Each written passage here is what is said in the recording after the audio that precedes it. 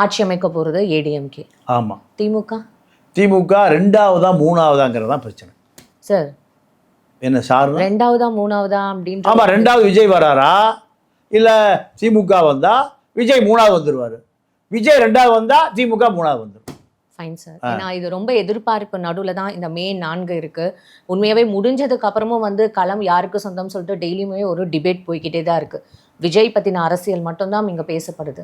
அதனால தான் இந்த கேள்வி. இல்லை, இதே திட்டமிட்டு ஆதவர்ஜுனா பல கோடி செலவு பண்ணுறாரு. 75 வருஷம் வரலாறு பூர்வமான பத்திரிகை ஜூனியர் ஊடகங்களில் 189 ஜெயிக்குன்னு போடுறாருன்னா நீங்கள் அந்த பத்திரிகை 75 வருஷம் வரலாற்று உள்ள பத்திரிகையுடைய நிலைமையை சந்தி சிரிக்குது. 189 190னா மிச்சம் இருக்கிறது 34 44 தான். சப்போர்ட் பண்றவங்க அதாம்மா 44 சீட்டு அதிமுக, திமுக, காங்கிரஸ், கம்யூனிஸ்ட், விசிகா, சிங்கம், புலி, கரடி எல்லா கட்சியும்